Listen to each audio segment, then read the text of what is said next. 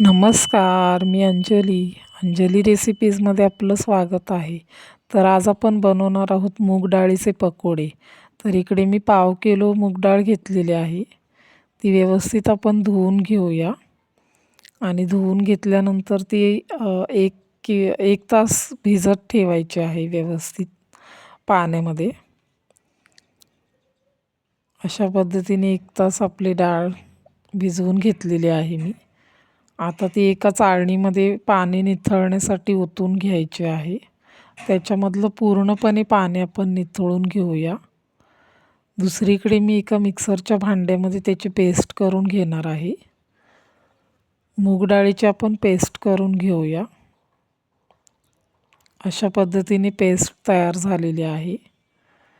आता एका ठिकाणी मी हे घेतलेलं आहे, आलं लसूणची पेस्ट आहे, जिरे आहेत, कोथिंबीर आहे, पुदिना आहे आणि लसणाच्या 7 ते 8 पाकळ्या आणि आल्याचा एक तुकडा. आता याचंसुद्धा आपण एक बारीक वाटण करून घेऊया. पहिल्यांदा कोथिंबीर घातलेली आहे, नंतर लसूण, आल्याचा तुकडा,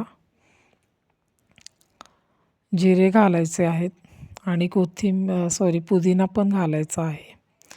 या सर्वांचं आपण बारीक वाटण करून घेऊया. अशा पद्धतीने आपल्याला कांदा लागणार आहे. एक छोटा कांदा घेतलेला आहे, तो अशा पद्धतीने बारीक करून घेऊया. 2 मिरच्या घेतलेल्या आहेत, त्यासुद्धा बारीक करून घ्यायच्या आहेत. तुम्ही हाताने सुद्धा चिरून घेऊ शकता. आपली ती मुगाच्या डाळीची पेस्ट आपण एका बाउलमध्ये ओतून घेतलेली आहे. त्याच्यानंतर त्याच्यामध्ये मी आलं लसूणची पेस्ट ॲड केली. आपलं बारीक वाटण केलेलं आहे ते सुद्धा आपण ह्याच्यामध्ये ॲड करूया. वाटण केलेलं आहे ते पूर्णपणे आपण ह्याच्यामध्ये ॲड करूया. त्याच्यानंतर कांदा आणि मिरचीचे बारीक केलेले काप आहेत ते सुद्धा आपण ह्याच्यामध्ये ॲड करूया. चवीप्रमाणे मीठ घ्यायचं आहे. खूप साधी सोपी रेसिपी आहे. मूग डाळीचे पकोडे खूप छान लागतात आणि बाहेर पाऊस पडत असेल तर मस्तच मग एकदम. आता ओवासुद्धा मी घातलेला आहे याच्यामध्ये. आता ह्या सगळ्याचं आपण बारीक एकदम हे करून घेऊया, एकजीव करून घेऊया मिश्रण.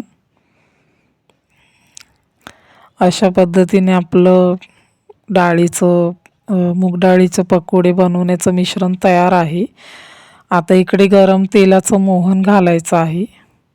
मी छोटे 3 चमचे गरम तेलाचं मोहन घातलेलं आहे.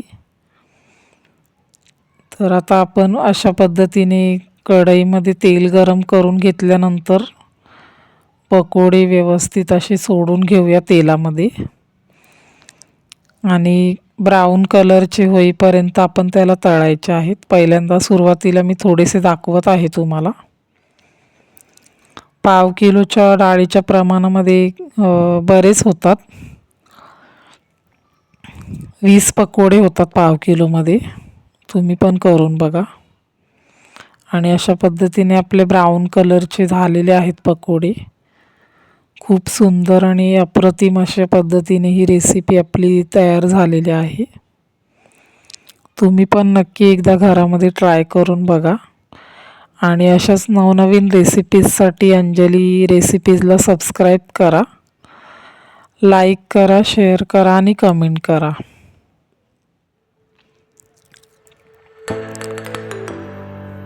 अशा पद्धतीने आपले पकोडे तयार झालेले आहेत.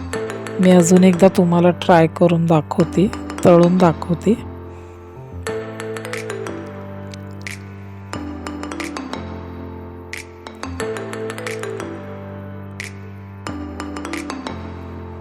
अशा पद्धतीने ब्राऊन कलरची होईपर्यंत आपण त्याला तळून घ्यायचं.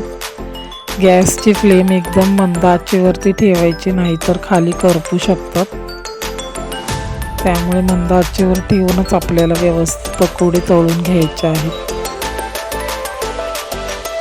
वाह, मस्तच छान झालेले आहेत पकोडे आपले. आणि सबस्क्राईब करा. Thank you. बाय.